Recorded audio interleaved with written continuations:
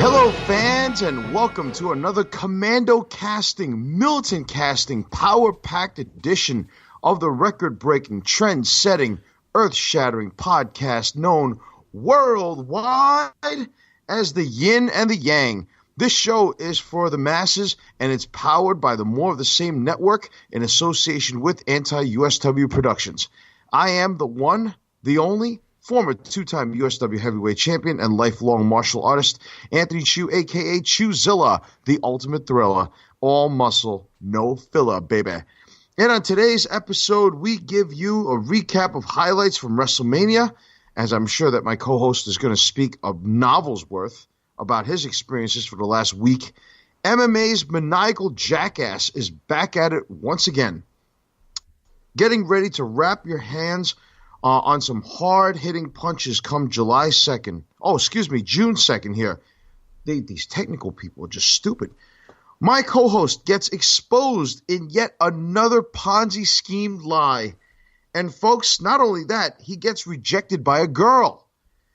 A new segment of the show that debuts, chewed out, Q&A, and a whole lot more.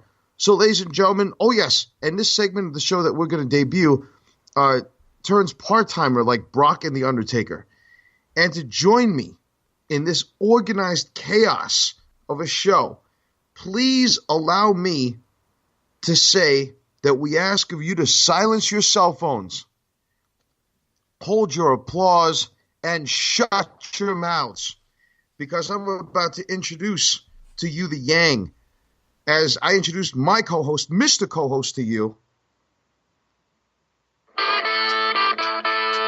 ladies and gentlemen, fresh off the heels of a successful second invasion of New Orleans, he is the sole surviving, merchandise buying, first class flying. He bends the rules, but he doesn't think he's lying. Yes, ladies and gentlemen. Stiff upper lip. Ladies and gentlemen, he is Larry. I screamed like a little girl for Hillbilly Jim getting inducted and ducked DDP during WWE Fan Access. Mormon. I'm sorry I told you about that with DDP. Oh, don't be sorry. I'm sure somebody is going to hear that and he's going to find you, man. He really is. Because he is going to, I swear to you, I'm sure that if he found you that day, or if you actually went up to him and told him that you haven't done a lick of DDP yoga after buying the program, he would have put you through a table. And I didn't scream for Hillbilly Jim. I applauded, a normal applause for Hillbilly Jim. Oh, you know you love Hillbilly. Hillbilly Jim is awesome. Don't go messing with a country boy. No, and I'm very upset they didn't use that music. Yeah, I was just like, what the hell, you know? Copyrights. Crazy, man. Totally crazy. That one line that kid JJ said about Cena was funny. Yeah, I don't know if that was scripted or not, but that was pretty damn good. That was funny as hell. I have to say this, and this is not a political show, so we're not going to do a political, but it's just something I want to mention real quick that I thought was very hysterical. So Kid Rock gets inducted into the WWE Hall of Fame. So Kid Rock comes out and he says, and now I'm at the Hall of Fame. Me and my father are at the Hall of Fame live at the Smoothie King Arena in New Orleans. So he comes out. Kid Rock goes, I was told two things. Don't talk about the big man, meaning Vince McMahon, because he hates to be mentioned at the Hall of Fame. And don't talk politics. So Kid Rock goes, first and foremost, I'd like to thank Vince McMahon for this honor of being in the Hall of Fame. Oh, yeah. And then he goes, and this is where my dad actually, he popped. He stood up, he clapped, he popped. Kid Rock goes, it's WrestleMania weekend. I'm feeling good. I'm feeling a little fired up. I feel like body slamming some Democrats. Isn't he a registered libertarian or something like that? He is a hardcore Republican. But now, well, that's but according to some news sources, they said that he was libertarian. I don't know. Well, either way, you don't like Democrats, and my father found that line to be hysterical. Well, I really think that libertarian is just another word for Republican now. No. So, but yeah, so my dad popped for that point. And then we'll How talk was the more trip about it. overall? Overall, trip was fantastic. This is probably the best trip, and that's including being better than the first time down to New Orleans for WrestleMania 30. The city was great. The food was fantastic, and the shows, top to bottom. Honestly, I can't even think of a stinker, a bad match that I saw the entire weekend. So it was.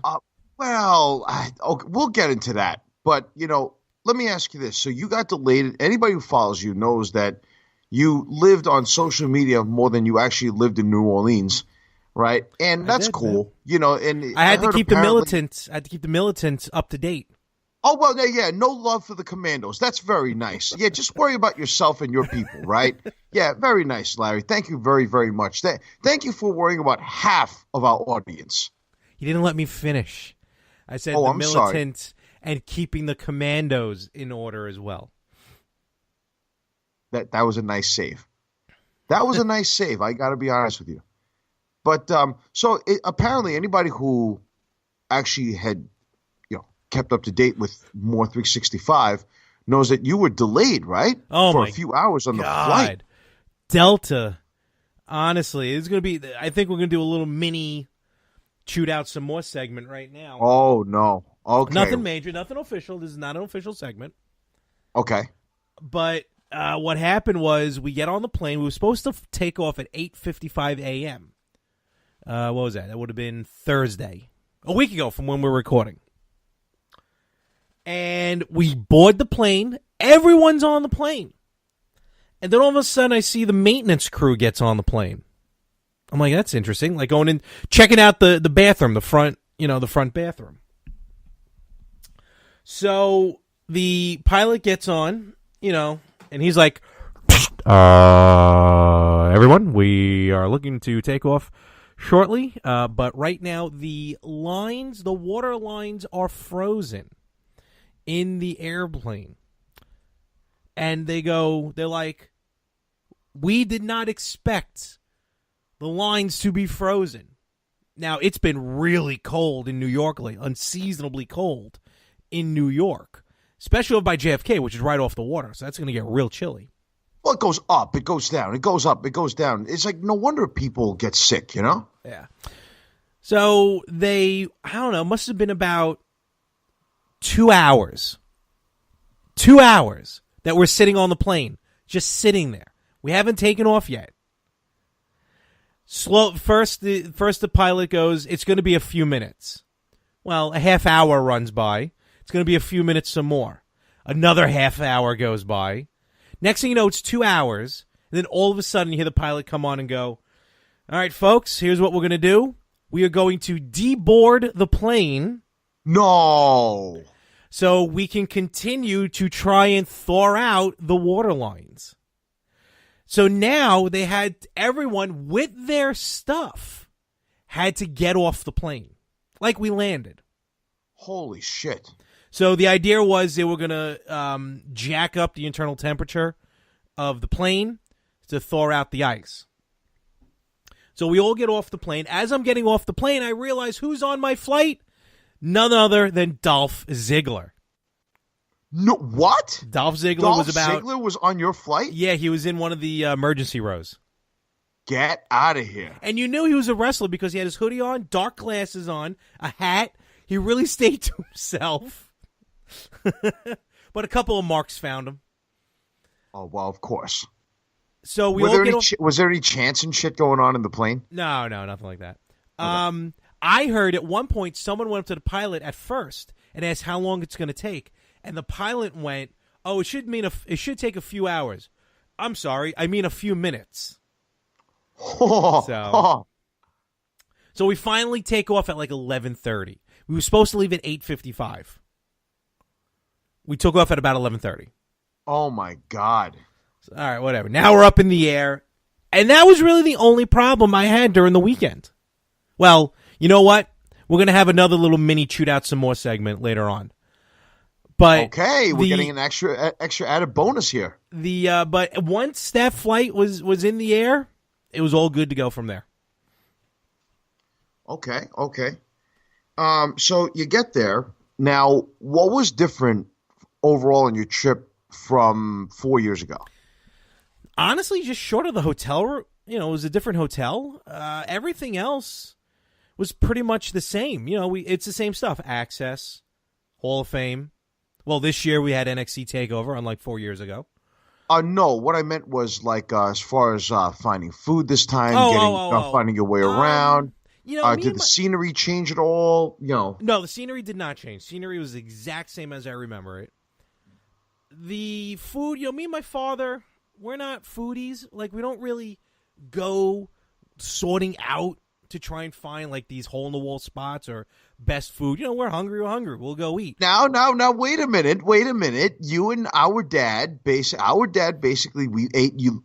From what I seen of what you posted, you guys look like you ate pretty damn good. We ate good, but it's not like we went out and looked for those places. I see. Okay. We ate like breakfast every day was in the hotel, the little breakfast place, which was very good.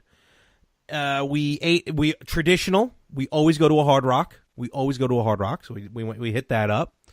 And then the last night of the trip, we ate at the seafood joint in the hotel. It was called Drago's.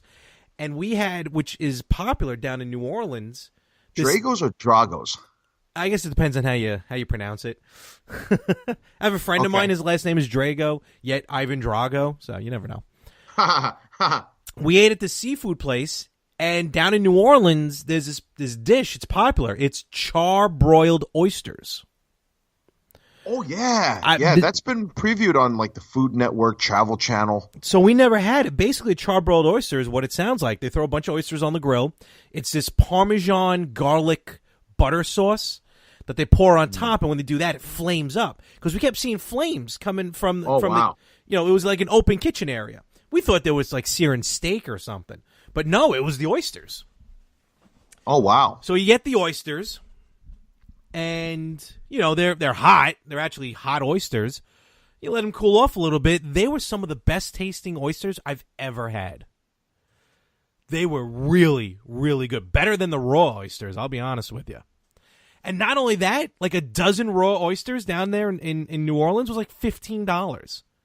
That's pretty damn good. That is cheap, and that is good. You in New York, you would have paid double the price. Absolutely. And trust me, it's good up here. There's a place in Brooklyn called Randazzo's, which is fantastic seafood. Oh, my God. I miss that place so much. My parents go there all the time. And look, nothing against them. It's just that's the New York market. It's just more expensive. Sure. But down there, and then we had, there was a little bar area down there called Spirits in the hotel. So we ate there a couple times. Bar food. Nothing fancy. We'd done Bourbon Street the last time we were there, so I wasn't really, I didn't need to do that again. We were on Bourbon Street because that's where the Hard Rock is. Hard Rock New Orleans, Hard Rock Cafe, is on Bourbon Street, so we walked around a little bit there. Saw a lot of bars advertising, like indie wrestlers going to be there for parties and stuff. There was this one joint that was getting everyone, X-Pac, Kevin Nash, really? SoCal Val. Now, did you get marks basically going up to them going, oh my God? What do you mean? In other words, when, you saw them there or when they... Oh, no. I saw it advertised. Like, there were signs. Oh. It was, yeah. I think they were probably doing it during Mania. I don't know. Did you actually get to see any of the WWE talent or any of the indie talent out and about? Short of Ziggler on the plane, that was the only one I saw. This year was... probably the first major, like second year in a row, I think they've been doing it, but the first big one where there was a huge indie scene in New Orleans, the site of WrestleMania. It'll be the same next year in New York.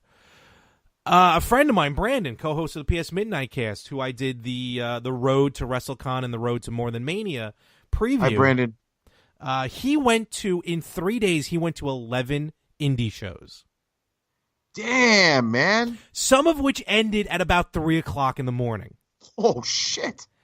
And he said every one of them was fantastic. He even attended Access because Access, and I know this is getting a little bit inside baseball for a lot of people, but for wrestling fans, for independent fans, Access, for the first time ever, actually had other feds defending their championships. Yeah, there was a picture of an organization called WWN? Well, WWN is like the parent company of Evolve, Shine, FIP, Full Impact And Pro. for my man Glenn Notaro out there, do you know what WWN stands for? Walk with Notaro. I like it. I said what WWN stands for. Walk with Notaro. Good call. Good pull. So they defended like the Progress titles. The Progress titles were defended there. The WWN Championship was defended there. But my buddy Brandon, we're going to talk about it. We're actually going to do a wrap-up podcast, probably within the next week, of the indie scene there at WrestleMania. And he said one of the best matches he saw, and he showed me a picture. It was what happened? Can I guess spot? Not on the first episode, no. Oh well, God damn it. What happened was it was a match between I don't know if he's the Progress champion or something else. This guy's named Walter, big huge dude, against Pierre of the Quebecers. No. Brandon said this was probably one of the best matches he's seen. That guy can still go. Still go. Let me see if I can go to his Instagram page, my buddy Brandon's Instagram. I'm not going to promote it. I don't think he wants it. But he put up a picture of the aftermath of Walter and Quebecer Pierre. Oh, wow. Holy crap, Look man. at Pierre's chest from all the slaps. Jesus Christ. It looked like he was bleeding from his chest. That's all under the skin. Oh, God. But he said the match was fantastic. Wow. So he's at all those shows. I did run into Glenn Notaro at TakeOver, I think. Yeah. Conspiracy. What are you talking about? I am going to go ahead. No, talk. Have your time. This is your time. This is your segment, and then we're gonna go. Oh my God, am I gonna have a good one for you and the fans here? Go ahead, keep going. I don't understand what you're getting at, but I'm glad. Oh, you will. Trust me. So I ran into him. That was cool. We talked a little bit. We did some dealings. We had to sign a couple contracts. But we met up, so that was really cool. Excuse me? I'm sorry. You signed what contract? Nothing. Don't worry about it. You were dealing with what contract? Nothing. So we had a good time, and I don't know if we're going to go more into WrestleMania later in the episode. I don't want to give too much out right now. But bottom line, I'll just talk about my seats for all the shows, all of them at the Smoothie King Arena, and then WrestleMania at and then WrestleMania at the Superdome. We had how was access? Like, who'd you meet? Oh, okay. I'm sorry. I'm putting the cart before the horse. How about you maybe run the episode and direct me in the direction I have to go in? Well, wait a minute. Isn't that what Jeremiah and Winston and Enson's supposed to do back there? Listen, as you said in many episodes ago, I'm just here to show up and produce the magic. It is my show. I do what I want to do. But you have a technical team. That's what they're paid for, or whatever you do to those guys. But that's what they're there for. I shouldn't be the one coordinating this. I'm not the Kevin Dunn of the fucking More of the Same network. Hey, did you see? Am I right? Did you see who's going to be on the WWE network with their podcast? No. Bruce Pritchard. Yes. Do you want to go? No. Oh, is it live? Bruce Pritchard and Conrad, whatever the hell his name is actually doing a live show in Manhattan in May. For the WWE Network? May or June. I don't know. It's for the WWE Network. No. Bruce Pritchard is bringing show. Bruce Pritchard is bringing his podcast to the WWE Network, and he's filming a live podcast. Okay, we'll talk. We'll talk about it. So Access was very fun. Access was awesome. I got so many autographs. Who'd you meet? Oh boy. Let me see if I can think about this. In no particular order, I met the Velveteen Dream. I had to ask who that was. He was, and then I saw who he was. I saw. He's good. We saw. We paid for the VIP to meet Daniel Bryan. Yeah, you got your belt signed. Oh, right? very cool. He was he was cool, and I was very happy to see him. All right. How was the Velveteen Dream? Was he cool? He was cool. It was after TakeOver, after his ladder match. Okay. So he was standing there in one of those foam neck braces. kind of just taking his time. This his name is Patrick Clark. He was on Tough Enough last time Tough Enough was on. Patrick Clark, the Velveteen Dream, is one of the best workers, I'm going to tell you right now, down in NXT. The way I've seen his match. He's good. Forget about that. The way he sold everything during his match at TakeOver and the way he kept selling his injury. Look, he's hurt. He was beat up, but I don't think if he legitimately needed a neck brace, he would not have been at the autograph signing. He sold it all the way through. The Velveteen Dream, one of the best going in NXT right now. Fantastic. Who else did I met so many people I can't even remember anymore. We met, and all my autographs. You met Liv Morgan, you son of a bitch. Yes, twice. Liv Morgan and Sarah Logan, right? Twice. We took a picture once. They were doing a photo op inside the actual Elimination Chamber. Oh, I love me some Liv Morgan, boy. Hold on, let me get to that. First of all, I'm walking into the actual chamber they use. Walk through the pod. Look, I've been a fan all my life. I know you have as well. But me, I mark out for moments like that. When I'm inside the Hell in a Cell. When I'm inside the actual Elimination Chamber. I was definitely marking out. I thought that was... I grabbed the chain, I was shaking it a little bit, bouncing off of it. So we go in and we meet Liv Morgan and Sarah Logan, 2/3 of the Riot Squad. And then the next time, because I went to Access Thursday, and then I went to Access Saturday morning, and then again Sunday morning. Saturday morning, we met him again for an actual autograph signing. So I got to go up to him, talk to him a little bit. So that was pretty cool. We met the Big Show. Dude is huge. Mm-hmm. I got to go through. It's funny. I got to go through my Instagram to figure out who I met. I did so much. We took pictures. Me and my dad took pictures in front of the actual old Raw set, like the big letters, the Raw letters. Yeah. And the old ECW set. That's right. All right. So we got an autograph and took a picture with the Revival. So how were they? Were they cool? They were very cool. They, I think it was only because the other one was. I think it was Dash, or Dawson. Right. Dash Wilder. One of them. While the other one was talking to me, I heard in the other one my father go, thank you for your service, because my dad always wears a Vietnam veteran's hat. And he actually, through things from the war, he's 100% disabled veteran. So he gets the ADA access, which I won't lie, is really good for me. Because not only were the seats fantastic, but, we got to go on an ADA line, which was a shorter line for those who are members of the ADA community, like my father. So Now, the seats that you had in every show, were they the same? Well, I mean, we were in the Smoothie King 4 times versus the Mercedes-Benz once. But right, yeah, but they were basically they were the same. Yeah, it was. You ever go into an arena and you see all the folding chairs for the wheelchair section? Yeah. That's ADA. That's not just wheelchair. That's ADA. Oh, okay. Like, those are our seats for the hockey. Oh, that's cool. Okay. So for the Smoothie King, we were in the same section. And it was all the way up. So it was like the top of the section. So as soon as you walk in, you're right there.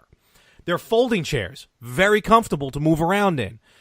And you're not getting up and down. Because with my dad, he can't, he can't really stand up, sit down like you do because of idiots trying to go through to go to the bathroom or get food during the show. Right.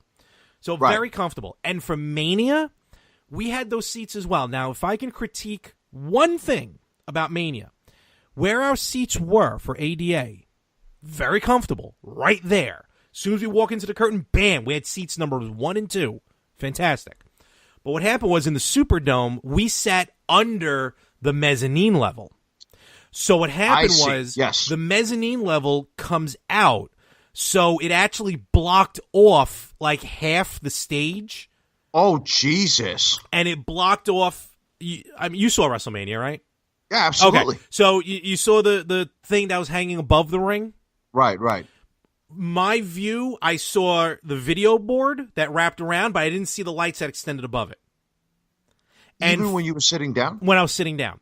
And for the WrestleMania set, it pretty much got to like right above the letters of WrestleMania. Like I didn't see the top of the mask. Now, look, again, that's nitpicking for the sake of nitpicking. I had a clear shot of the ring. We actually had monitors where we were. They showed the feed of the network, so it was like 5 seconds off, but still, it was nice to see that. And I had a view of the stage. Yeah, I didn't see some of the pyro or the top half, but again, nitpicking for the sake of nitpicking. Seats, I couldn't ask for anything better. So where was I? What was I talking about? I was going back to Access. People you met. Oh, yeah, that's right. Oh, Dash and Dawson, the Revival. So, and not even the Revival. Goldust, thanked my father for his service. Was he cool? Goldust was awesome. That was just a straight photo op, but he was really cool. Mm-hmm. Who else? A bunch of, and then just random. Was Show cool? Yes, even though he was we just got there at the tail end. Like, he was coming down to finish his session, because they're 2-hour sessions. So we figured it out. Like, we would go like an hour after the doors open, so we can try and hit people up who were in the first 2 hours of the session, and then when they change it for the next 2 hours. I also saw that you met Lana and Dana Brooke. I was going to get to that. I'll get that. I'll mention it in a moment. Big Show was cool. We just got at the tail. Like, we were the last ones. I think he was signing. But with going back to Revival, the wrestlers on the ADA, they come down to us. They're on like a platform. It's like a 2-3-step platform. But they'll come down for the ADA group for obvious reasons. So when they come down, there's no table or anything for the sign. So they hand Dash and Dawson the blank 8x10 with the WrestleMania logo on it, to sign. And then one of them spins me around and then signs it on my back. And then he hands it off to the other one and moved me over and then signs. He does the signature. Now they're doing 2 of them. One for me, one for my father. So I'm sitting there. They're signing on my back, talking to my father. And I'm just sitting there like, okay, what's going on? Very cool, though. I mean, look, they're heels. I get it. Very cool moment. We met Ivory, who was awesome. We met her. Heard she's very cool. Oh, she's so funny. We met her after induction to the Hall of Fame. So we go up, we say hi to her. She was a sweetheart. She was talking up me and my father. Before we got to her, though, when she was doing photos, she would do a photo with her arm straight out like a fist with her Hall of Fame ring on. Right. Cool. Now, we got there. We was probably already like 45 minutes into the session. So we're looking. She's doing the autographs. I look at her ring. I'm like, Ivory, your ring is upside down. She's like, what are you talking about? I'm like, every time you stick your fist out and pose, it's not a W, it's an M. You have your ring on upside down. Oh, wow. She goes, oh, my God, thank you so much. And then she spun it around, and then she took a picture of me and my father. Now, let's get to Alana and Dana Brooke. Oh, and which, by the way, I'm sure that you did mention to Dana that, part of Titus Worldwide, so I'm sure she said hi and all that. She has no idea who you are because I didn't mention. Oh, don't lie. Don't hate because you got future endeavor. Don't be like that. We also met the Ascension, who were very cool as well. Oh, yeah. They look huge, man. They are, but they were very cool. Very cool guys. Now, you're saying Lana and Dana Brooke? Where the hell's my photo of the Ascension? Oh, there it is. Okay, so Lana and Dana Brooke. First of all, freaking Lana, every 5 minutes is going on her Instagram or going live on Instagram. So she's kind of holding up the line, to be honest with you. But anyway, so we finally get up to them. Both sweethearts, Lana is the best, Lana number 1, all that jazz. So my father takes a picture with the 2 of them, and then I take a picture with the 2 of them. Now, if you saw the picture, I mean, Lana just is a knockout. Oh, yes, absolutely. And Dana Brooke, too, don't get me wrong, but Lana's dress was any more tighter, it'd be sucked into her skin. I like that. That's good, though. Very good. Very nice. They were very cool. So I posted, as I did everything, as you mentioned, I posted all this on my Instagram. So as of right now, where are we? April 12th, 2018 at 6:39 p.m. My picture with Dana Brooke and Lana currently has 42 likes. All right, cool. Good stuff. Picture of my father with Dana Brooke and Lana on April 12th, 2018 at 6:39 p.m. 717 likes. What the hell? Why? I don't know. Is it somebody who well, okay, let me be very honest with you about something, and this is not, I'm not bullshitting here. When you actually look at Dad, our dad, he actually does kind of look like Scott Steiner. That's the other thing too, and you saw the post on that picture. Someone said it was Scott Steiner. Brandon, hold on. Brandon of the PS Midnight Cast, his buddy texted him during Mania. Brandon wasn't at Mania. Texted him at Mania, going, "Hey, there's a guy here that looks like Scott Steiner." Brandon goes, "Can you send me a picture?" And it was my father. No, the guy was sitting near us, and again thought it was Scott Steiner. Brandon's like, "That's my buddy and his dad." Oh, wow. So, all in all, Access, very, very cool. No issues with Access. Of course, I hit the Superstore, hit that early and hit that hard. I'm sure, but getting back to that for a second, I'm sure Dana did say hi to me, right? I didn't even mention your names. Well, no, your name didn't even pass my lips. No, because you were angry and you were hating on the fact you got future endeavors. But it's okay, Larry. It's all right. And thank you very much for putting me over, by the way, with that. It's okay. With the WCW letters. That was pretty cool. Yep. So, overall, Access was good. Okay. Now, I'm sure the Hall of Fame was good. I love NXT the Hall of Fame. Was good. NXT. I was going to say. I have one gripe about the Hall of Fame. This legacy section that they do, these people need to do better research. Whoever is researching these people's names and what they've done or whatever, they need to do a much better job because they're very inaccurate with what they did, in their research. Because I'll give an example, case in point, Hiro Matsuda, okay? They never mentioned anything. Now, I read up on my history about wrestling. So Hiro Matsuda is not a Japanese legend. He's from Japan, yes. But keep in mind that Hiro Matsuda only wrestled in Japan for, 5 years? Then came to America and made his name for 20-something years? So he's not recognized in Japan as a Japanese legend. Secondly, they don't mention the idea that he's trained a lot of people, such as Hulk Hogan. I noticed that, yeah.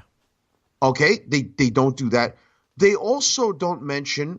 Now, I'm really glad that Sputnik Monroe is in there because Sputnik Monroe was one of the best classic heels of the Memphis territory.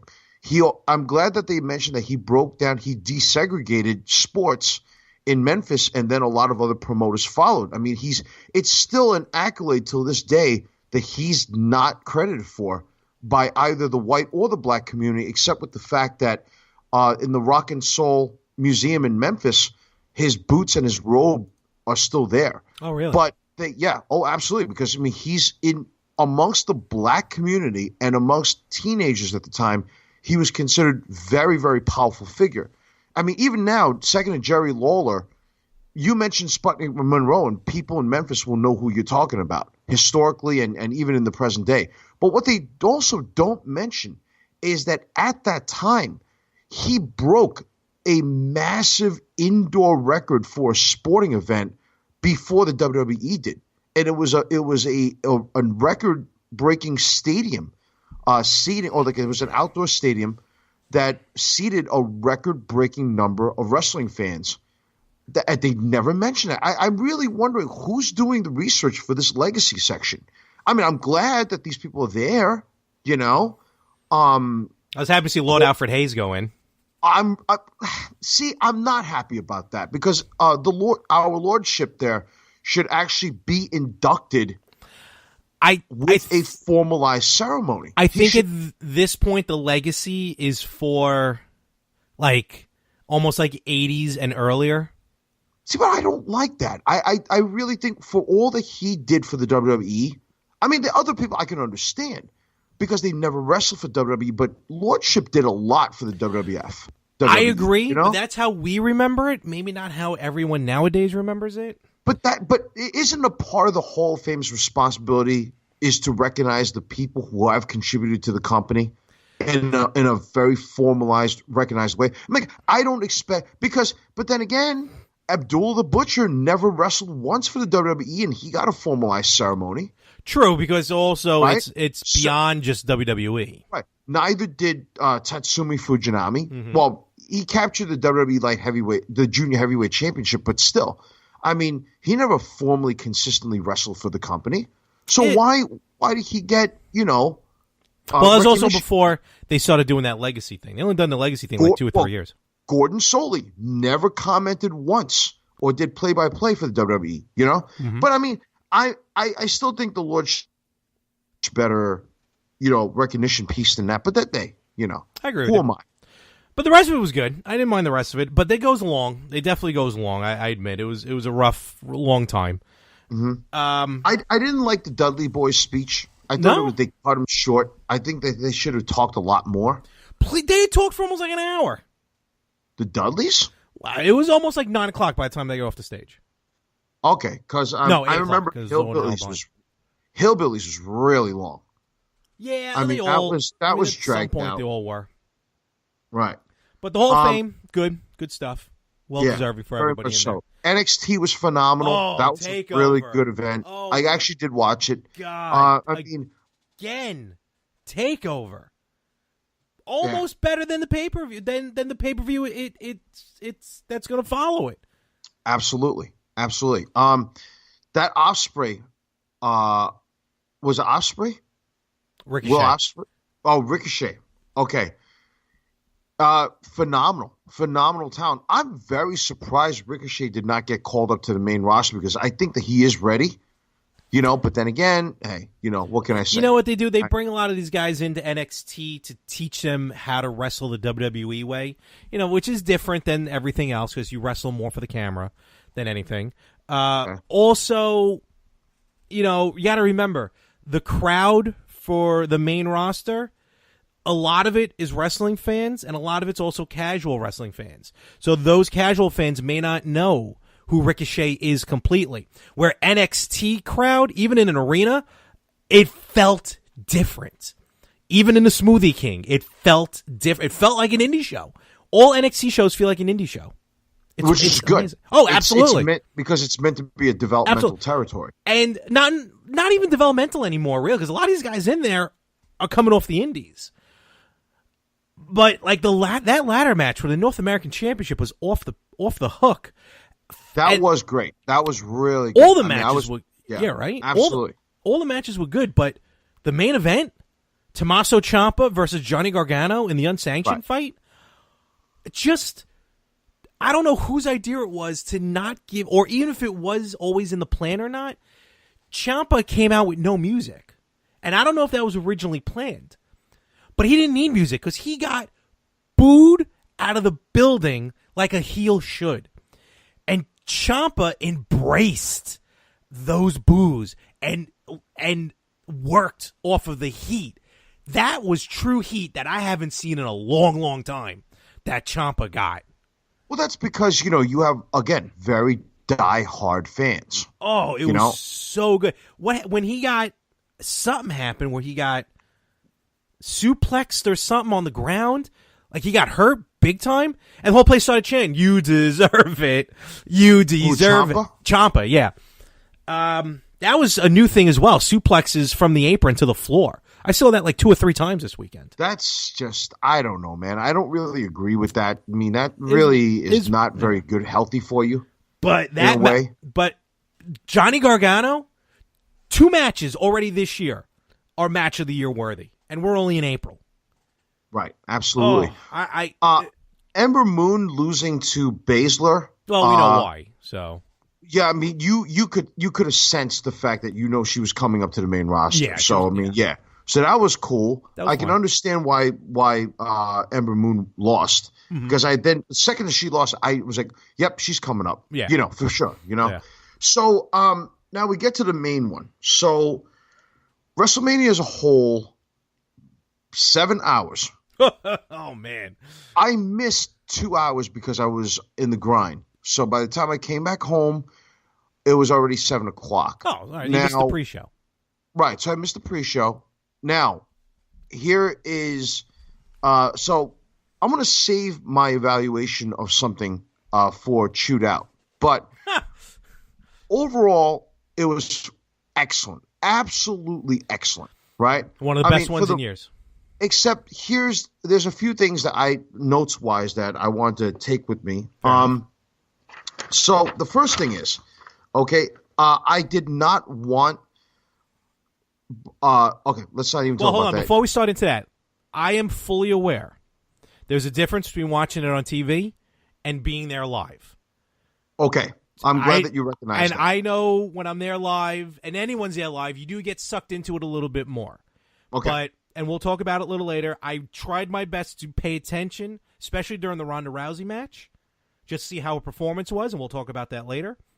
Okay. But I'm aware that, Okay, so one of the highlight matches that I actually was tearing up for was I'm so glad that Nia Jax won the championship. Great match. It was almost inevitable that she was going to win. And I was just, honest to God, I was just like, I felt that match really captured a lot for me personally, because if you look at how it was developed, storyline wise, and even she said that this was very in her heart, it was very important for her.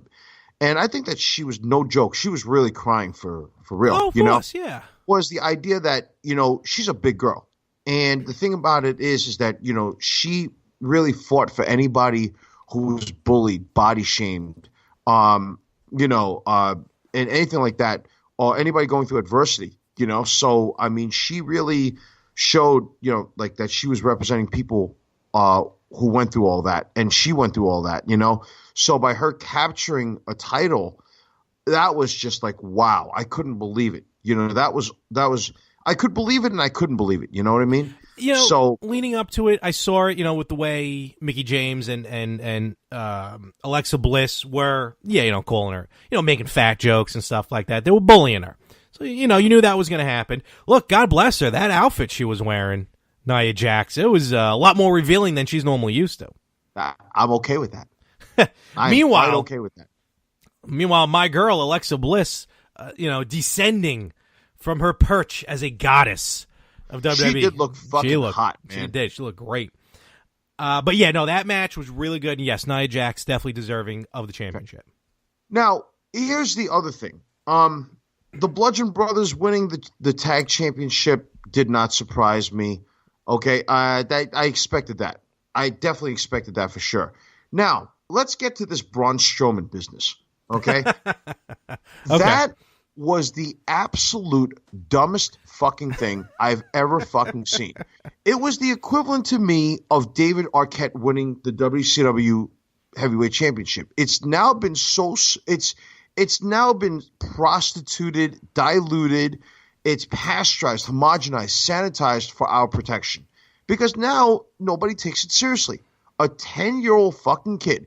So you're telling me that some poor guy in the indies who's busting his ass for $20 every single night or every time he wrestles, or he or she barely gets anything, barely gets any respect, is trying to work their way into the WWE, and some kid just gets fucking picked and hand-selected off an audience to stand in the ring, and I think that was probably one of the wrestlers' kids, too. I heard it was Jack Dones, the referee. Huh? I heard it was referee Jack Dones' kid. Really? Okay. Yeah.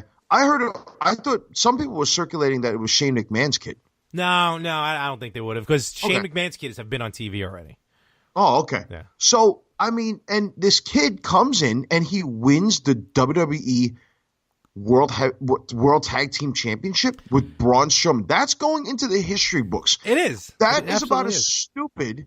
It's as stupid as watching a fucking invisible hand grenade, this video game wrestling, and I'm sure Brandon will agree with me.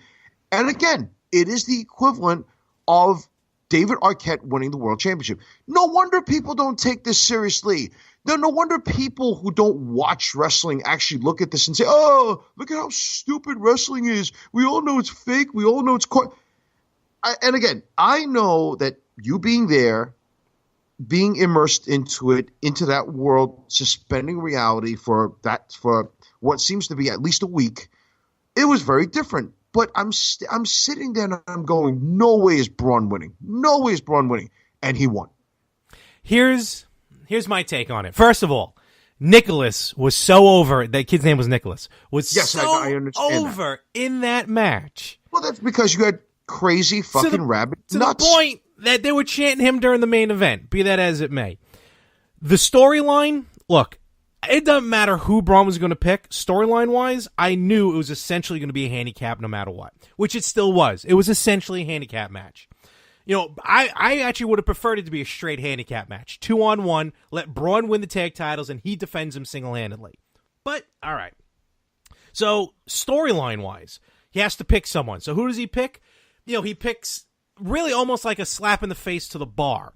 He goes to pick a child. Now, I also feel that it's a slap in the face to the industry. Not at all. Not at all. Yes, not absolutely. At all. So, give me a break. It's not. So what happens is he picks this kid, which if you want to break it down psychologically, now you got kids all over the world going, "Hey, wait a minute, you know that could have been me." You know, obviously kayfabing it. Children. So now children can see themselves now in the ring fantasizing about winning a championship because a kid actually did. And that's good for kids. They can have that thought process. Not only that, again, it was an essential handicap match. It always was going to be an essential handicap match. They could have reintroduced the Big Show. They could have had fucking. Not. Listen, I would have rather seen Johnny Rods get into the ring and wrestle. Okay, but that's the idea. The idea is his partner would not have wrestled. So that's fine. That's why I don't care who stood on the outside of the ring. Not only that, when he tagged Nicholas, the place went ballistic.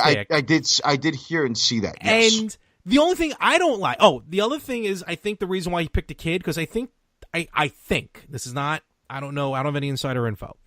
But I think they want Braun to come off now more as a friendly monster as opposed to this brute that he's been.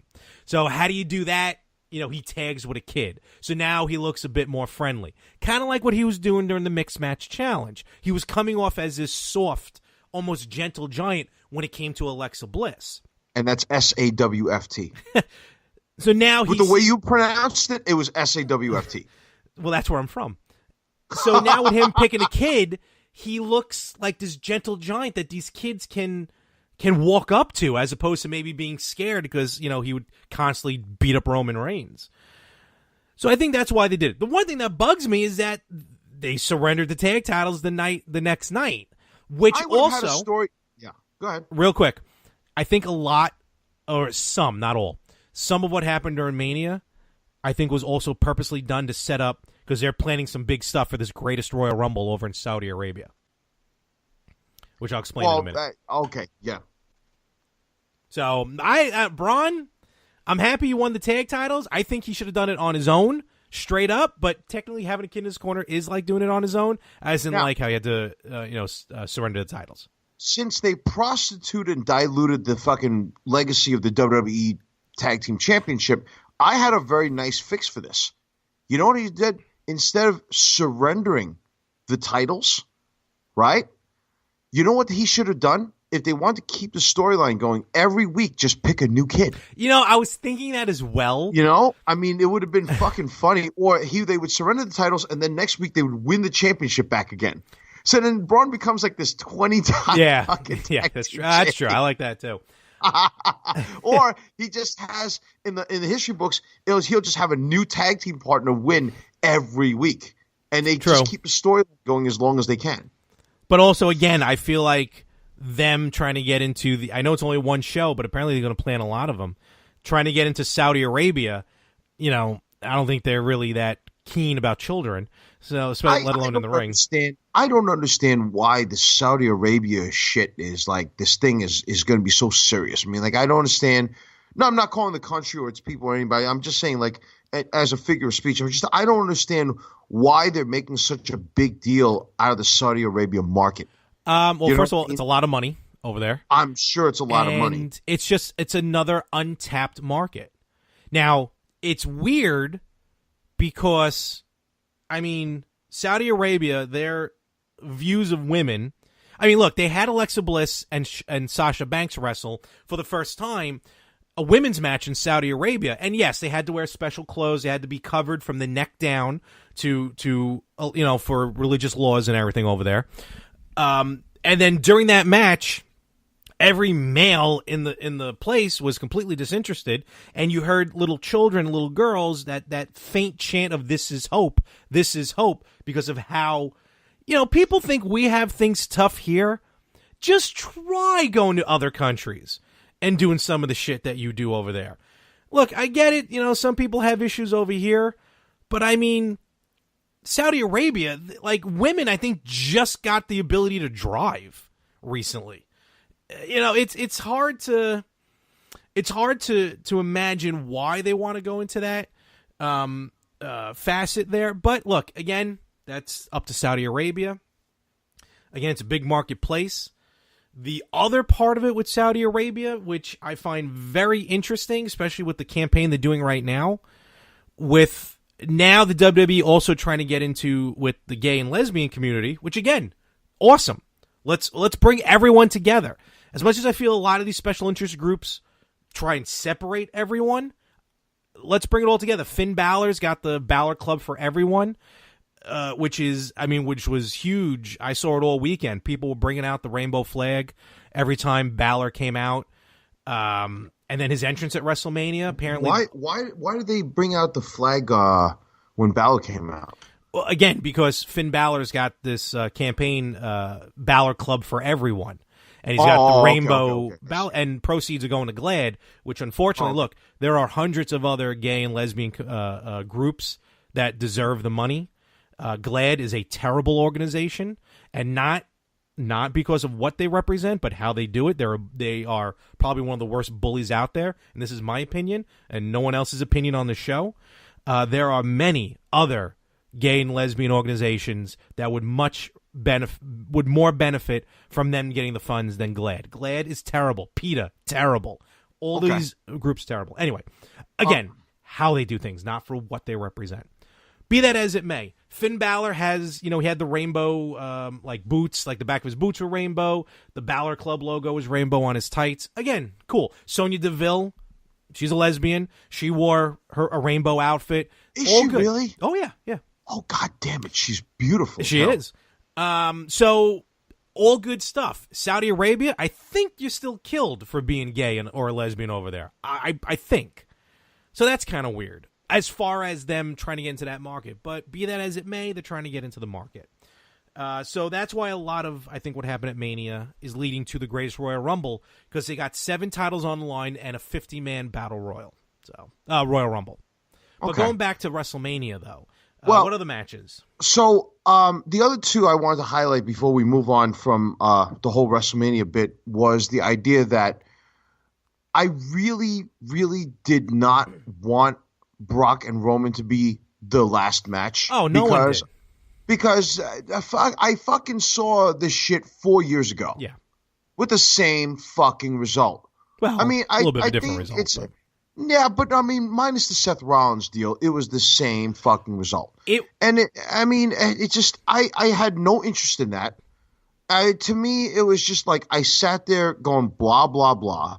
I really wanted the AJ Shinsuke match to, now, speaking of Hold on. Don't move on yet. Let me comment on do you have any other comments about the Universal Championship?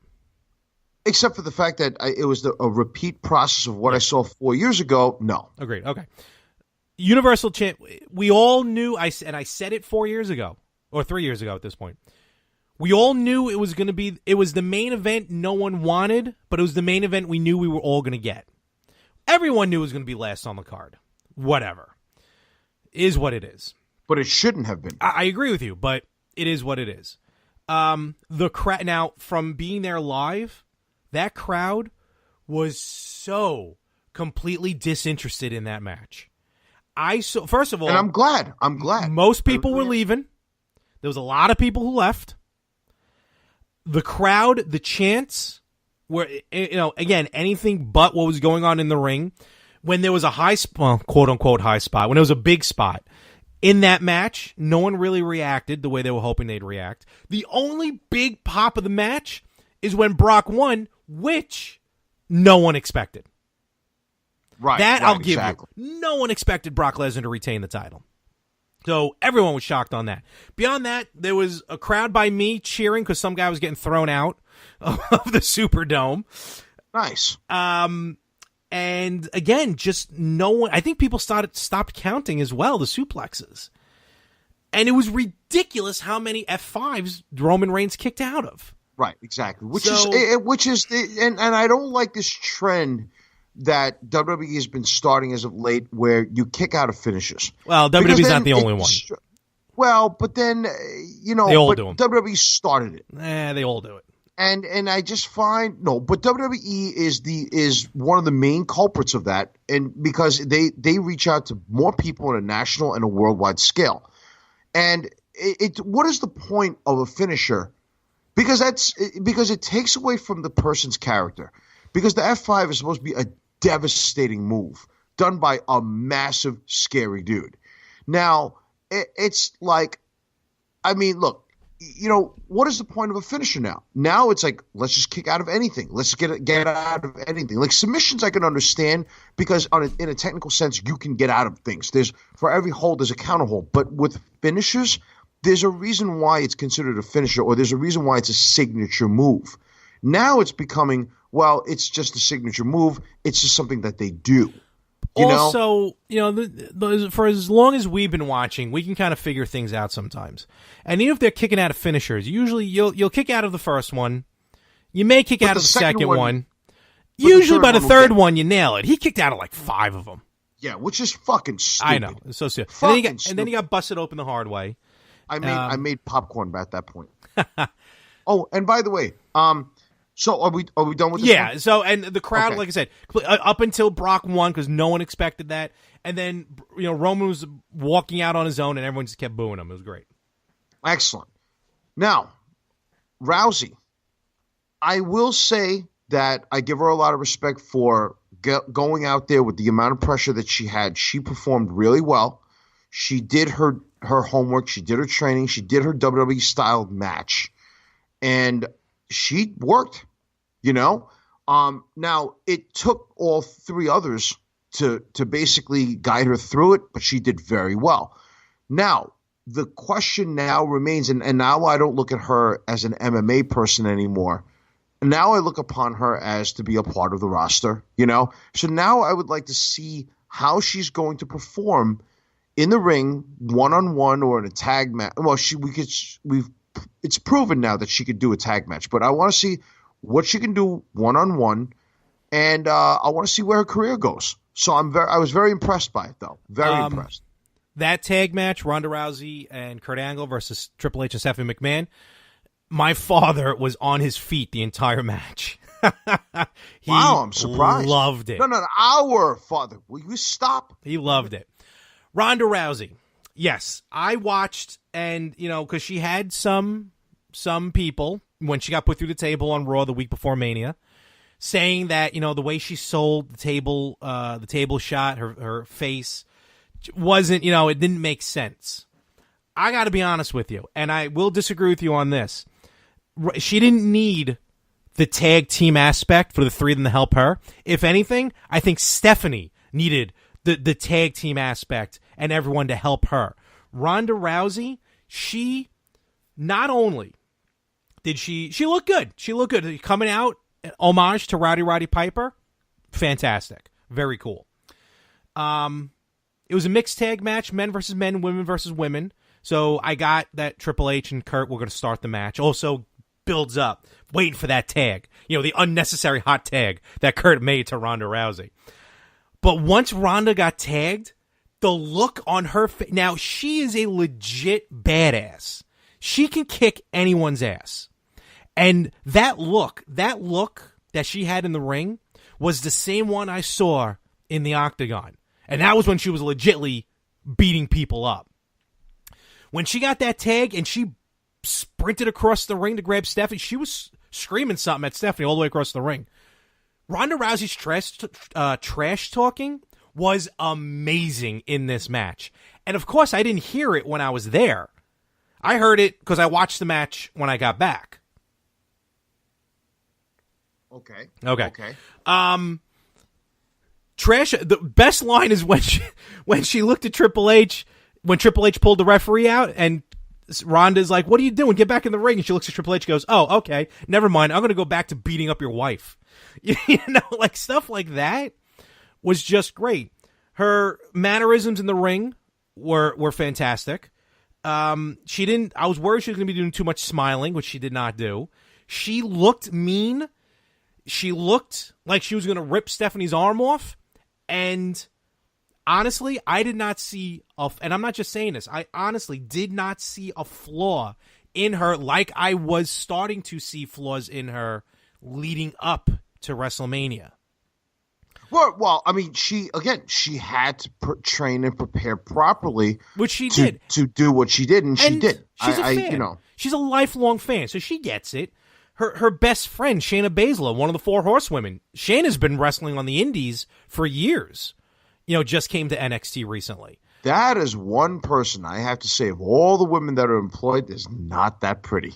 Who, Baszler? She is not pretty at all. I am not attracted to her in any sense. She doesn't really doll herself up too much. She was in Ring of Honor one time, way before. Yes, I'm aware of that.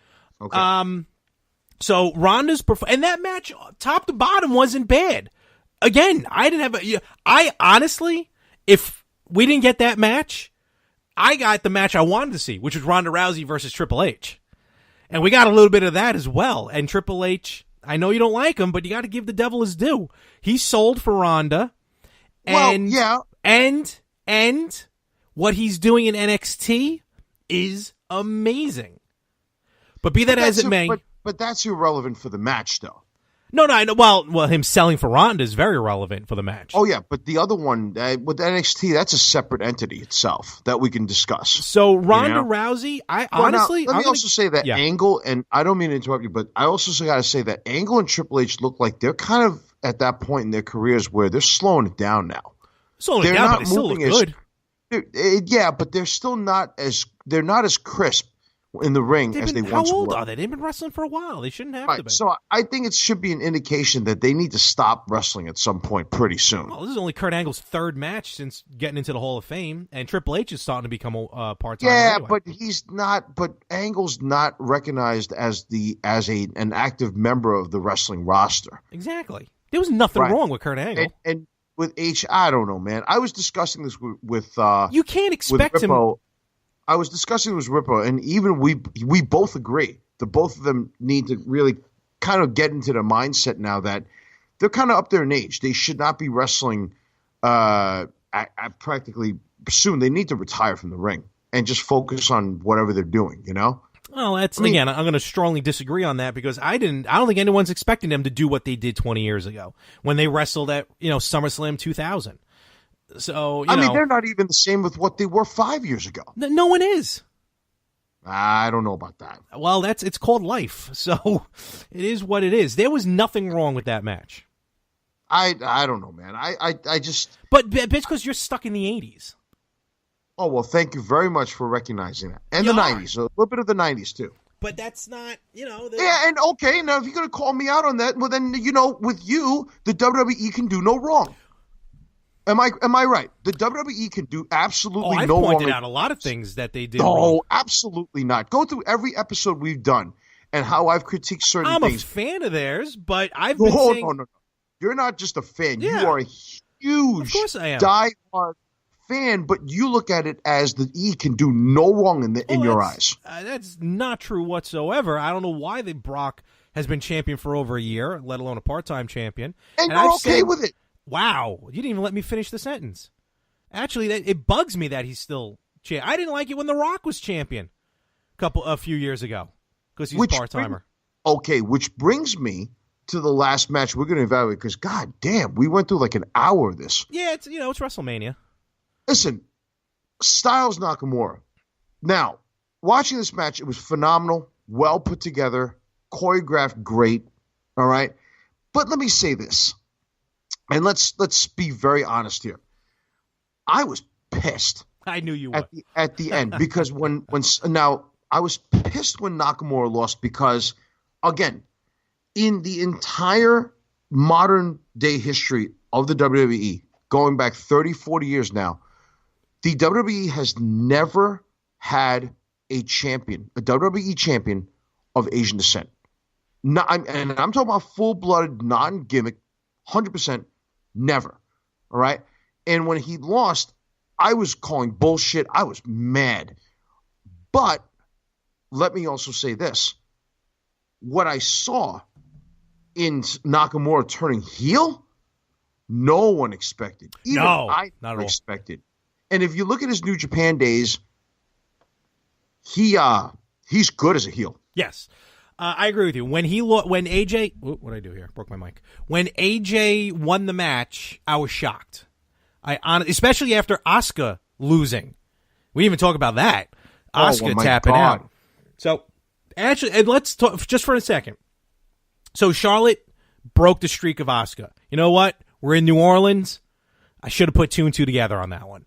Because, New Orleans is now known as the place where the streak ends, where streaks end. And she tapped out. I never looked at it like that either. Okay. Yeah. I still thought the match was kind of premature. I thought it prematurely ended early because I thought she hurt herself or something. No, I felt like it went a while. But Asuka, so Charlotte wins. Asuka being very respectful, gets on the mic saying, Charlotte was ready for Asuka. Right. They interviewed her afterwards, Asuka saying she's now stronger because she finally lost and all this stuff. And very kind of, and I really hope I don't come off. I know people are gonna hit me with this, but I don't mean to come off in a bad way with this. She was very Japanese about it, very humble that she lost, and she was humble to the person who beat her. You know what I mean? Not like where she would commit harikari like the samurais used to do, but she was just very humble. So AJ wins. And then Nakamura, because I figured if Asuka lost and she was a Royal Rumble winner, then Nakamura would win because he was a Royal Rumble winner. So Nakamura loses, he grabs the title, and he bows to Styles and hands him the belt. So I'm like, all right, again, a very Japanese thing to do. And you're right, I did not see the low blow. That shocked me. And it's hard for me to get shocked nowadays. I was shocked. The entire arena. No one saw it coming. Was in shock. Honestly, I think everyone was expecting a heel turn during Daniel Bryan and Shane McMahon versus Owens and Zayn. Yep, exactly. But you're right. And after Styles won, I was mad too. I wanted Nakamura to win the title. So when Styles won, I'm like, that sucks. But when I saw the heel turn of Nakamura, that's when I went, my mindset was you built this guy up to be the next huge thing in WWE. Only for him to lose in the grandest stage of them all, the fuck are you doing? Blah, blah, blah. I was really angry, right? Then I saw the heel turn. And you can't tell me on Raw the next night, SmackDown, that shit was funny. Oh, yeah. What is it? Then all of a sudden now he speaks normal fucking English? What the fuck? He's fluent in English. I couldn't believe that. I was like, huh? Yeah. But I've also heard him speak in Talk is Jericho. And he sounded like he was still struggling a bit. But then again, that was about 1.5 years, 2 years ago, maybe. Yeah. But as far as I understand, he's fluent English. He may dial up the accent a little bit, or dial back the English just for the sake of TV. Until when she goes, "Do you have anything to say about your things?" And he just goes, "Sorry, no speaking." No speak English. Right? I was like, yeah, Place went nuts. Man. Place went nuts. Oh, that's another thing I want to mention. I guess this is our WrestleMania wrap up. The beach balls. The good old beach balls. Which have become a nuisance at pay-per-views and live events. Very much so. 100% agreed. Which it was fun the first time I saw it, but then it started getting annoying when they did it more and more often. I have to say this. I wasn't the only one that got tired of it.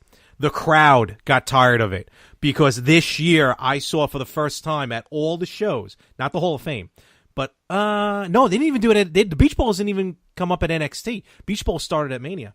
Now, was that beach ball concept started in the Barclays? I think it was because, as usual, Brooklyn has to be the cause of an issue. Yeah. Thanks and all those beach ball fucks. Thank you very much for making our borough and our city look stupid. Fuck you guys. Here's what happens: the beach ball started. Right? And there were Beach Ball Mania, all that stuff. It got bounced around a couple times. Before security got to it, the crowd started grabbing the balls, popping them, and getting rid of them. So the crowd was policing themselves with the beach balls. That's cool. Oh, it was great to see. Until Raw went off the air. That's when I live streamed. Raw goes off the air, and I think in a way, in a ploy for them to get rid of all the beach balls for SmackDown, Seth Rollins gets on the mic and goes, all right, folks, I know you've been waiting for it, but you know what? The show's done. We want to have some fun. So Rollins goes, everyone, blow up the beach balls. Let's have a party.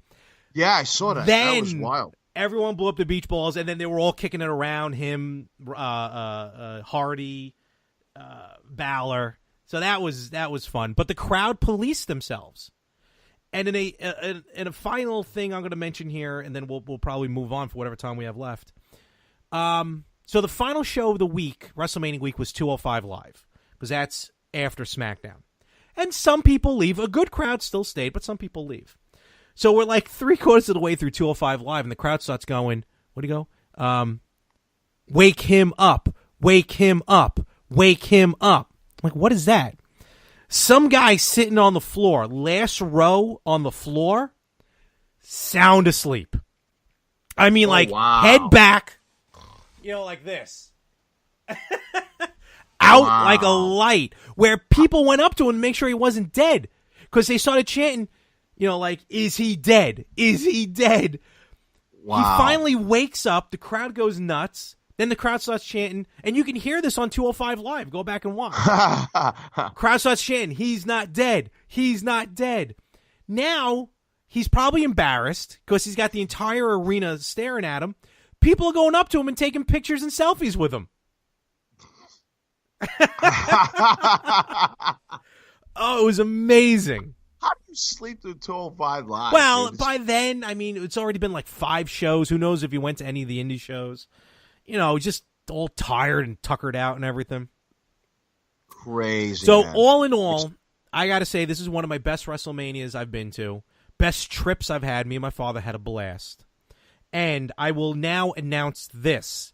This is an exclusive for the Yin and The Yang podcast. Even you, my friend, are a little unaware of this. But next year, April 7th, 2019, live from MetLife Stadium, it will be the grandest stage of them all, WrestleMania 35. And I'm announcing right now the official more of the same tailgate party that will happen at MetLife's parking lot, where we will live stream from the tailgate party, and we will do podcasts from the tailgate party at MetLife Stadium for WrestleMania 35. Wow. That is crazy, dude. Crazy. So does that mean that you were not going to go into the arena? I will. We're not going to go into MetLife? I will talk with you separately off air about the possibility of maybe doing a suite of some sort. If I can get that will not be paid by the network. Oh no! Come on now, stop. Yeah, I bet you Frank and Rippo are going to be paid for, and Notaro by that point. Probably. Hey, well, while we're at it, let's just throw Brandon in there. Huang, Winston, Ensign, Jeremiah. We'll talk. But even if everyone gets their own seats, the Epic Tailgate Party is going down April 7th, 2019, in the parking lot of the MetLife Stadium for WrestleMania 35.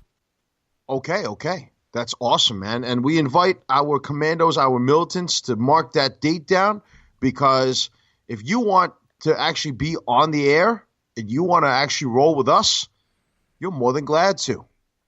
Yeah. So I'm sure everyone wants to get back to mixed martial arts and MMA. And now, fans, exactly. Now, holy crap, we've gone over an hour with this. So in the spirit of WrestleMania, I have to say something to you, my friend. Now that, you're back down to earth and you're not on cloud 9, I know you're back in the grind and you're back into the craziness of the mansion, in Mormon Manor. I got to say, the lackeys here, they really kept the mansion afloat. Oh, so they're not interns anymore. They're called lackeys. So Winston over there is a lackey? Well, lackey, fanboy, intern, gopher, dummy, whatever. Wow. See, I treat Ensign with some respect here. But Ensign okay. ate all my ice cream. Fuck him. Okay. Well, I'm really glad that you snapped back to reality because there was something that transpired over social media that I'm going to call you out on, my friend. All right. And I hope you are ready to take that polygraph test because what are you talking about? I am going to call you out on something right now that you should be fully aware of. Now, you basically you went to WrestleMania and all that other stuff, right? And, there's an old saying, and I know that Notaro went as well, and there's an old saying that, I'm lying if my feet are off the ground, and in your case, your feet were off the ground twice. So what? Here's the deal, right? And I knew that Notaro was going to be there. I knew you were going to be there, but the both of you, and I don't blame Notaro for this, but I blame you for this because on social media, and if you don't believe me, there was something that he put up, and he said that he saw you, and I wrote in that response on Facebook, wait, you, and I quote myself, wait, you and Larry Mormon, and I tagged you on this, are going to WrestleMania together? Now I smell conspiracy. Now I know why you have the largest contract in network history and why my contract went to hell. Wait until that prick records with me next week. I'm going to cut an epic promo on his Ponzi scheming ass. All right? Now, his response to this is... fake news, people. Fake news. Oh, yeah? Fake news? And Glenn says, and I quote Glenn, I didn't pay a dime. It came out of the network's funds. I'm even getting some retro gamer leggings. Okay? Now, if you think that this is fake, I am going to post this up on the Yin and The Yang podcast page. What? And I'm going to expose you for the Ponzi scheming fraud that you are. I've said it before. I'll say it again. You're a shyster. You're a con man. You're a flim-flammer. And I'm telling you now I know why I've not received 1 cent of royalties in this network. Now I understand why our commandos, our militants are the redheaded stepchild fans of this network. And by the way, in the event that you don't know, I'm going to expose you for something else. And just to back up my statement here, and Glenn knows, he said it, it's screenshotted, all right? Easily editable. Oh, really? I will show this to the militants and the commandos. Now, the second thing is that to back up my statement that you run a Ponzi scheme, allow me to extrapolate and disseminate this information to the fans here. I said that this Saturday, August 15th, tax day, which I'm sure you've evaded that as well, right? is basically your weekend. It's part of the, just when we thought we were out, they pull us back in tour, right? I contacted the venue for you to be held as the inductee for the USW Hall of Fame. Yes, the very that's first right. Inductee. Yes, and you're getting inducted, right? As I should be. Yes. Well, don't get that tailor custom-made suit anytime soon right now because I received a letter from the venue known as the Marquee Room, and you got rejected by a woman. What? Yes. And this is what she writes to me. She writes, Dear Mr. Chu, because I was the one who was trying to get the venue for you, right? Because your incompetent interns over there and your technical team didn't do their job. So I had to inquire personally while you were gone living it up in New Orleans. And it says here, Dear Mr. Chu, we thank you for inquiring about booking and reserving your event and at our prestigious and most reputable establishment known as the Marquee Room. And I'm not going to disclose where that is because I don't want to be sued. They'll sue you, but not me. Our banquet hall has been informed that you have contacted us to serve for the USW Hall of Fame ceremony for Mr. Larry Mormon on Saturday, April 15th of 2018. While we would like to cater your event to induct Mr. Mormon for the event, I must deeply regret to inform you that we are rejecting your inquiry and request at this time. It has been brought to our attention by one of our employees who coincidentally listens to your podcast and your network and is a fan of the USW during its tenure that Mr. Mormon has acquired a negative reputation in the business and financial aspects of professional wrestling and podcasting. Furthermore, we have also been informed that a future publication of an autobiography known as I Probably Screwed You Too, the Larry Mormon story, will be out for public and national distribution during the summer of 2018 and has further solidified our questionable doubt. We will like to not be associated with such company, name, brand, as well as image. I realized that you have made several attempts to contact us to reconsider this decision, and we have asked of you not to contact this establishment in the future, as we will consider this as harassment. Thank you, Chriselle Zaros of the Marquee Room. What? So I don't understand. Larry, what is going on here? There's nothing to understand. You run a Ponzi scheme. Again, you make Enron look like a legit business. You make United Airlines look like nice people. So basically, what she's trying to say is she doesn't want to associate and wash her hands in dirty water. I don't understand. Sorry, why am I getting thrown under the bus? You're not being inducted this Saturday. I'm sorry. This is why I need to do a better job in selecting who I have working in this organization. Well, all I could say is I'll keep looking for a venue, Larry. All right? I hope so. The Superdome, I heard, is free right now. Oh, I can just imagine, 75,000 people in your induction ceremony? Easily. We could probably get the Smoothie King Center. We could probably get a Smoothie King on 34th. No, I'm sure we could just get a smoothie. I'm sure we can just be smooth. But that's a perfect segue, because what's not has been smooth in the MMA world as of late is the maniacal jackass is back at it again. You ready for this one, Larry? Yeah, I heard about this while I was away. Okay, well, I'm going to give you a little bit more of a detailed explanation of this shit. So Conor McJackass, his manager releases a statement after the UFC 223 chaos, which happened this past week, and his arrest in Brooklyn. Right? Mm-hmm. So 2 days after this dumb fuck attacked a bus full of UFC fighters in Brooklyn, his manager, Audie Attar, or whatever his name is, released a statement, right?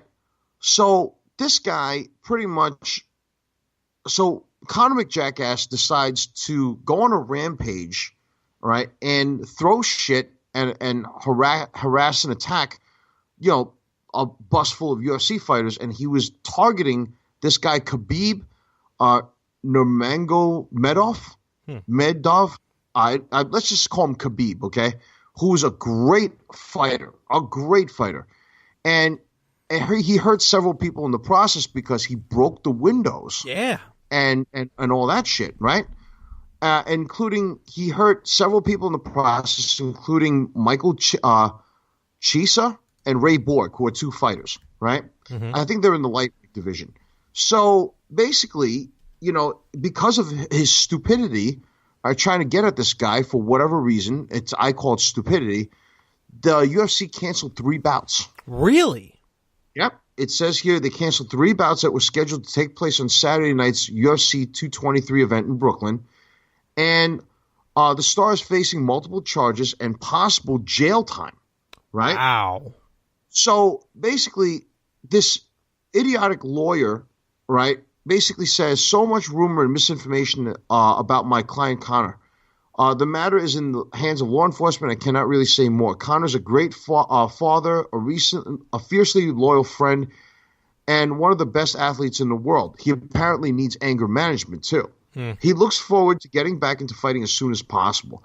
Now, McGregor had a hearing Friday afternoon at the Kings County Criminal Court in New York, right? Okay. And judge issued an order of protection in favor of Chisa Borg, Ozzy Arias, and Ricardo Chico, and set a $50,000 bail on the UFC star and $25,000 bail for his friend Cian Cowley, whoever that is, right? Now, and they were freed short after, and he's allowed to travel and all that, right? His next hearing is set for June 14th. Now, this is my question. I understand this guy draws money, and I understand that he's a huge star. And he still hasn't given any respect to any of the wrestlers, especially Ric Flair, for this quote-unquote gimmick that he's using as this tough guy, gangster, whatever he wants to be, all right? This badass, whatever. And the thing about it is, why is the UFC not disciplining him? Yeah, honestly. I don't understand that. Again, the guy is a negative example for Irish people. Right? And I know we have a good amount of people who listen in Ireland. And for all our Irish fans out there, we love and respect you. And we appreciate your love and support. But why is this guy, if I would be ashamed to be Irish, basically to have this guy representing, because he for people who watch this around the world, he produces a negative image for that country's people. It's sickening now. Enough is enough. Why is he not being disciplined? It's just like in my grind. I have to be a model employee, right? While it gives everybody else a license to fuck up. Right? But if I do any little thing, oh, well, let's nail him to the cross. But other people can get away with shit. It's just totally ridiculous. And I know that he draws money, but come on.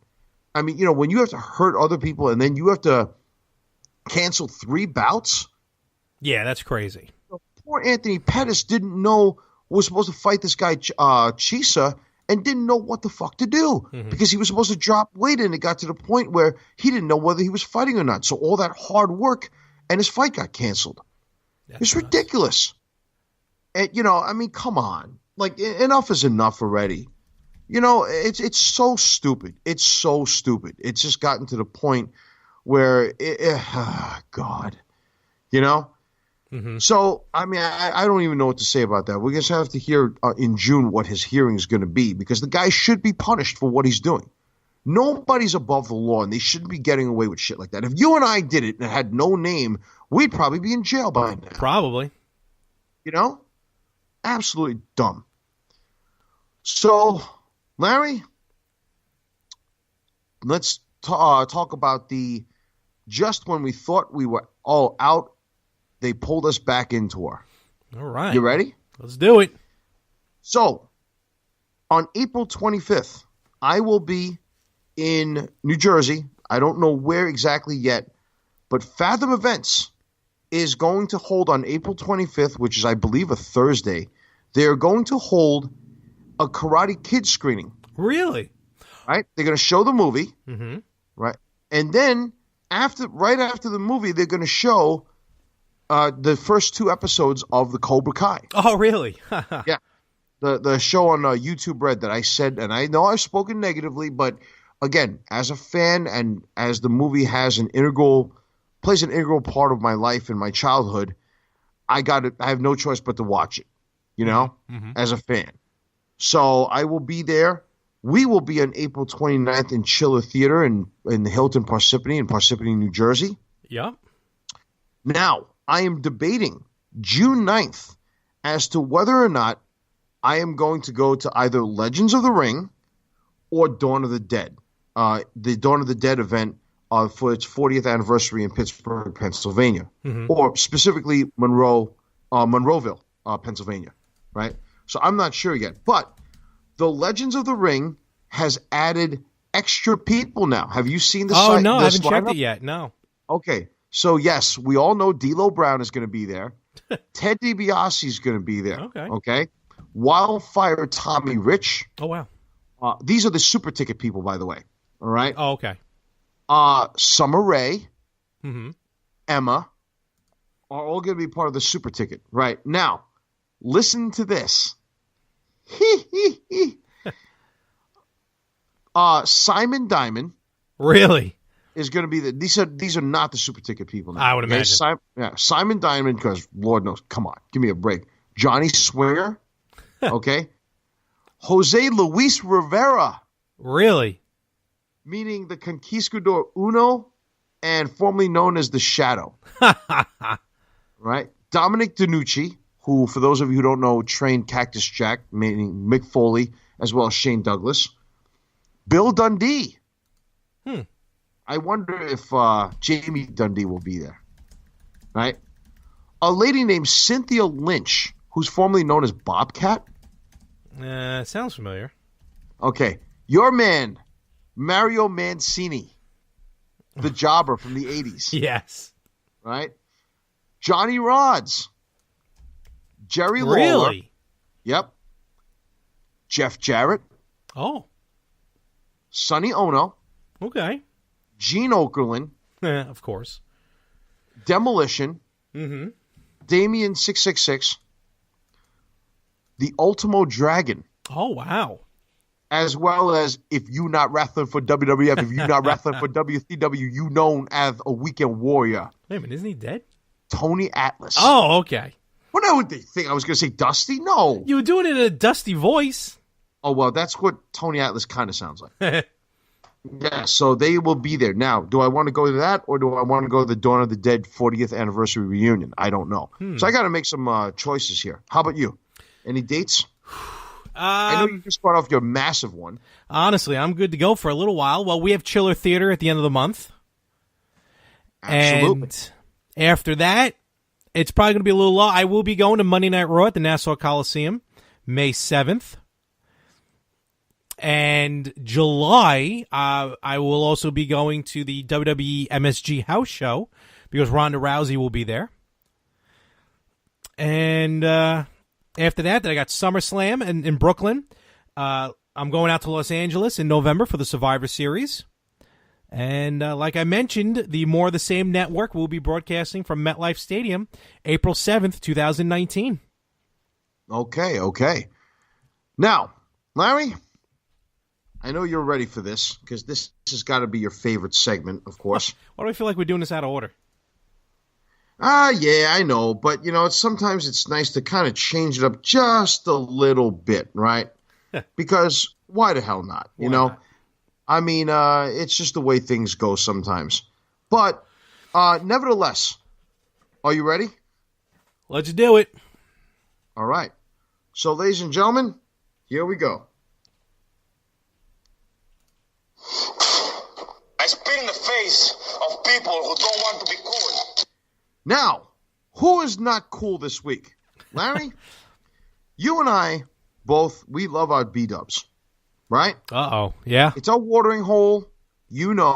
I love my Buffalo Wild Wings, right? Yep.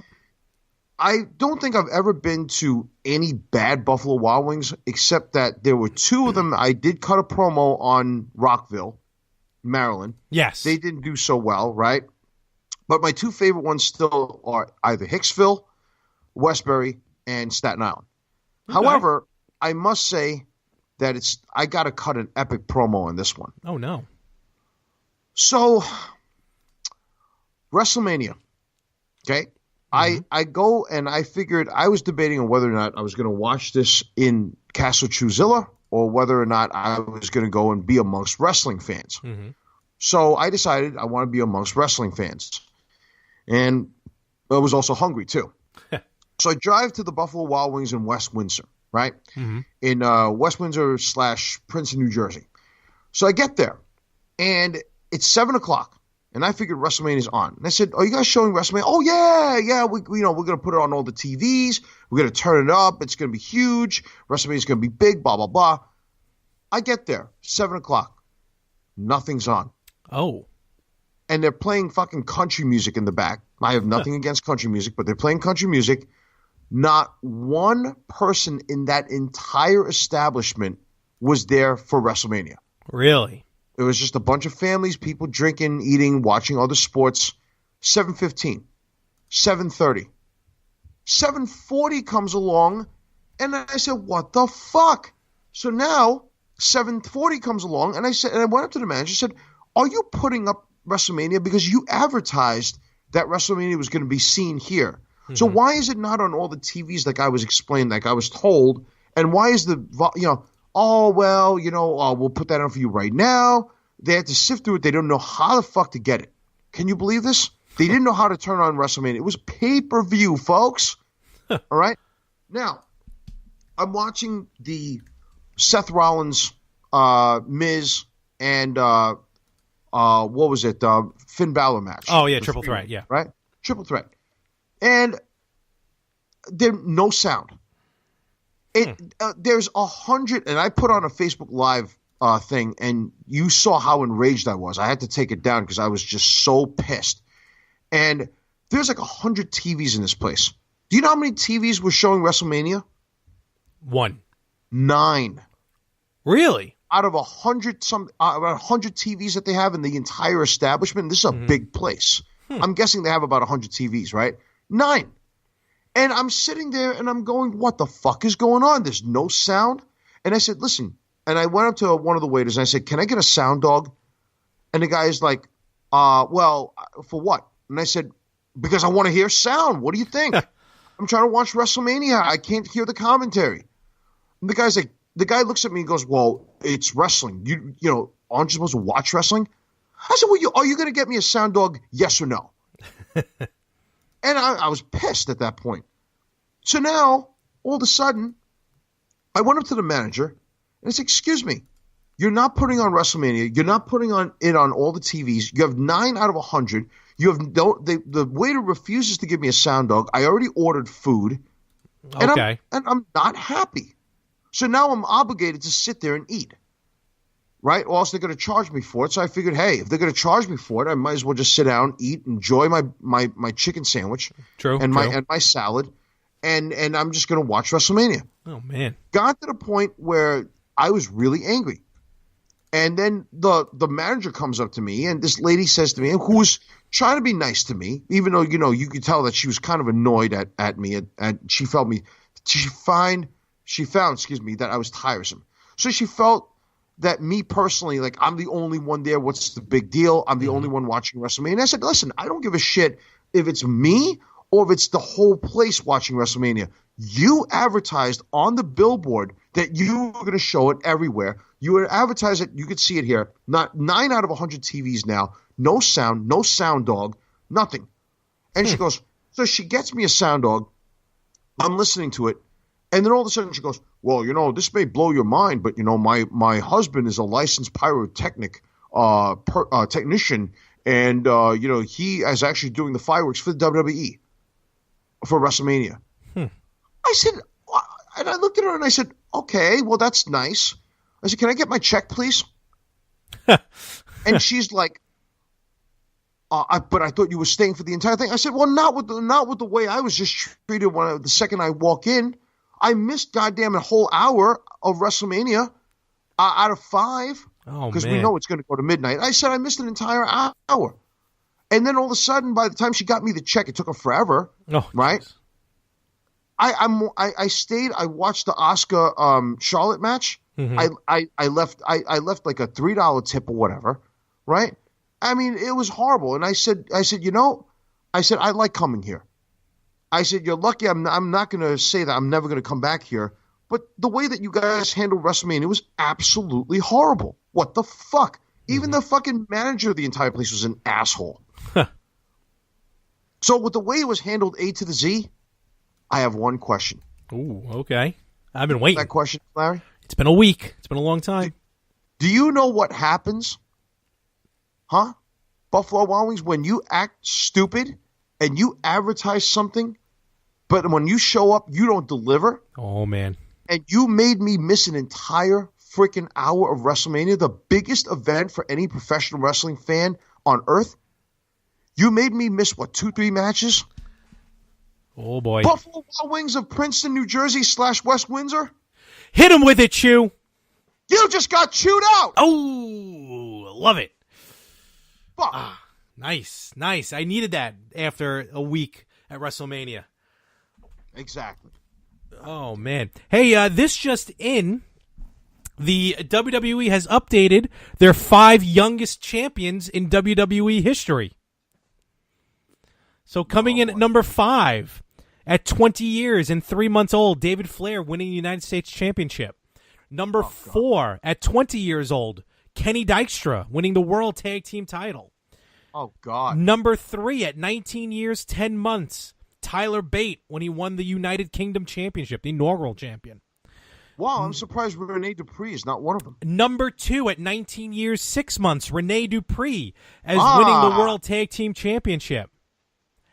And number 1 at... Don't say it. Don't say it. At Please 10 years old. No! Winning the Raw Tag Team Championship, Nicholas. No.